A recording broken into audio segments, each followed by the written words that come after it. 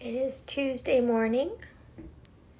Welcome to my kitchen once again, where on a random Tuesday we will be talking about all things Egypt for the next couple of weeks. Well, today and next Tuesday, all the Tuesdays in January, so thanks for joining me. And today I wanted to answer a question that I received about specifically how to work with the goddess Sekhmet. So oftentimes people have an affinity for a particular deity, whether that's in the Egyptian pantheon like Isis or Hathor or Sekhmet or Ptah. A lot of people are drawn to the god Anubis as well, and Osiris. So one of the things that I always encourage people to do when they're wanting to work with a particular deity is to spend time, learn about them.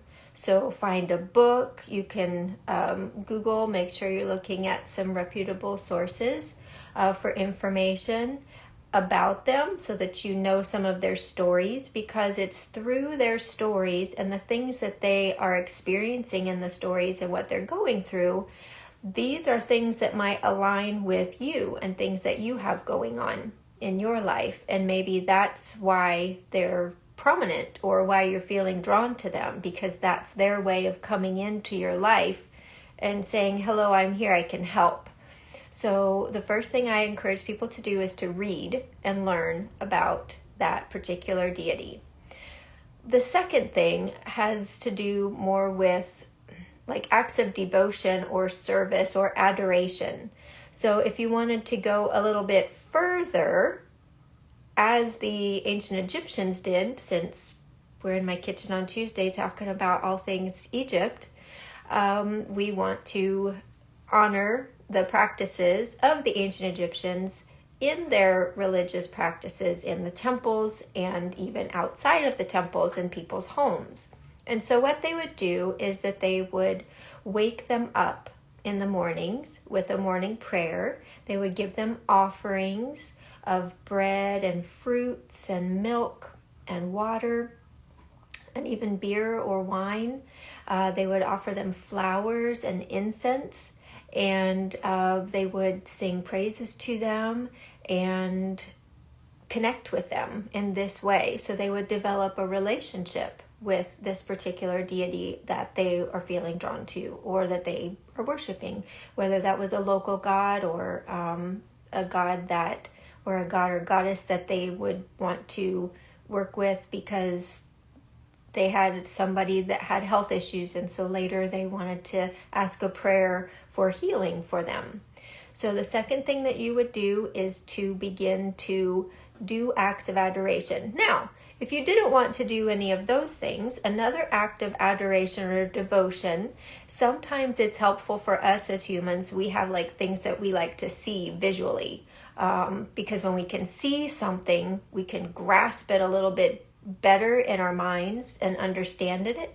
And so we can wear items of jewelry or particular colors of clothing that mirror them or that they're associated with, like colors. Like today I'm wearing Sekhmet, but I'm wearing blue. So but I love the color blue. It's kind of with Sekhmet, it's her how you would describe, like her other half. An aspect of Sekhmet is Hathor, and one of the colors for Hathor is definitely blue. Even Sekhmet, however, was called in some locations the Lady of Turquoise as well as Hathor, one of their names. So you can do things like that. You can buy flowers, even if they're for yourself, because there's always an aspect of that god or goddess inside of you. So you are potentially a walking, living, breathing form of the gods, which you are. That will bring me to another, maybe that's what we'll talk about next week. We'll talk a little bit more about that next week. But reading about them, saying prayers, things like this, bringing offerings, setting up a little altar area. That's another way. And then jewelry or colors that you can wear to remind you throughout the day of their presence in your life. Now, something also to think about is when you're working with them, you notice I haven't said that you've asked them for something yet. So it's like when you develop a relationship with someone, you don't come at them all of a sudden and ask them, hey, can you help me with this? Can you help me with that? Because you're trying to develop a relationship. You want to compliment them on things, or you want to help them do things, or you want to make their life easier or more pleasant or happy in some way, or blessed, make them feel blessed. So same kind of a thing with the neteru, or the deity of your choice, is when you are working with them, you don't always come at them asking for a lot of things. But that doesn't mean that you can't ask them to be with you, to ask them if they can somehow show you that they are there with you.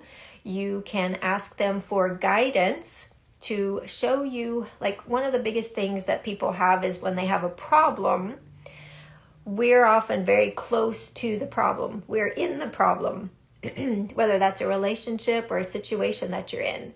So you can ask your deity the same kinds of questions that you would with if you have oracle cards and you wanted to do a spread and things like that. You would ask for insight into the problem.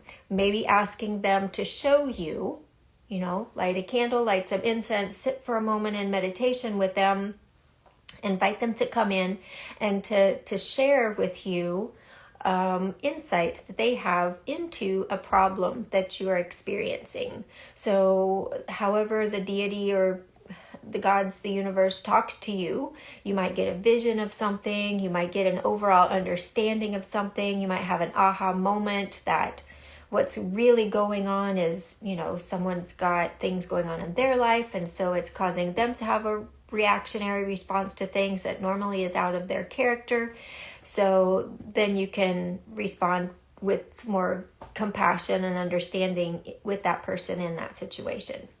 So I do have a video on my YouTube channel if you wanted to check it out. I'll put a link for that in my link in my bio.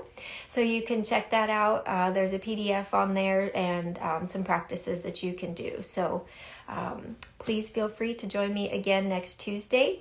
And this is where it gets exciting, how I end the video. But I look forward to seeing you again in next Tuesday's live.